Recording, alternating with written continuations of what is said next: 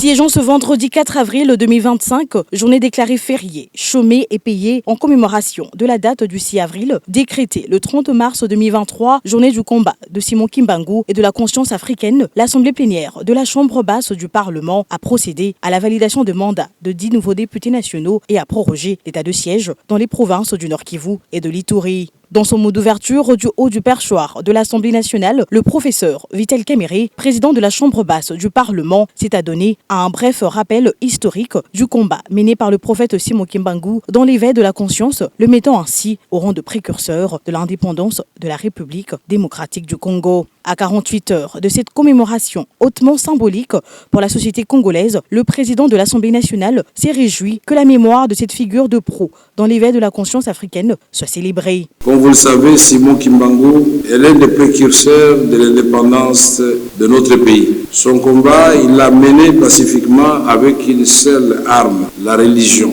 Aussi s'est-il retrouvé ennemi du colonisateur belge qui, pour le faire taire, a obtenu sa condamnation à l'issue d'un procès politique. Pour éviter la propagation de ses idées et de sa pensée, il a même été contraint à aller exécuter sa peine au Katanga, loin de la province de Léopoldville, où il avait beaucoup d'adeptes. L'église qu'il a créée a cependant survécu à sa mort. Et à ce jour, l'église kimbanguiste dépasse les frontières du territoire national.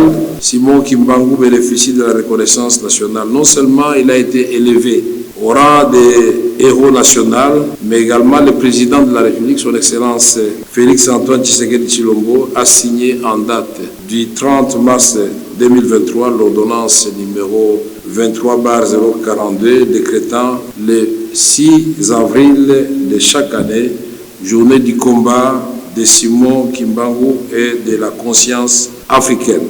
Comme inscrit dans l'ordre du jour de cette troisième séance plénière de la session ordinaire de mars 2025, l'Assemblée plénière de la Chambre basse du Parlement a validé à l'unanimité le pouvoir de 7 nouveaux élus, dont 5 de la circonscription électorale de Massi-Manimba dans les Kwilu et 2 de Yakoma dans le Nord-Ubangi et 3 suppléants des députés nationaux promis aux fonctions incompatibles au mandat d'élu national, ce après la présentation du rapport de la commission politico-administrative de l'Assemblée nationale. Nous avons examiné les dossiers des collègues dont les noms suivent. 1. Honorable Mbui Kaya Nyi Mbui Guido, élu de la circonscription de Yakoma dans la province du Nord-Ubangi. 2. Honorable Nzangi Ngelebi Antoine, élu de la circonscription de Yakoma dans la province du Nord-Ubangi. 3. Mazenga Makanzu Didier, élu de la circonscription électorale de Massi-Manimba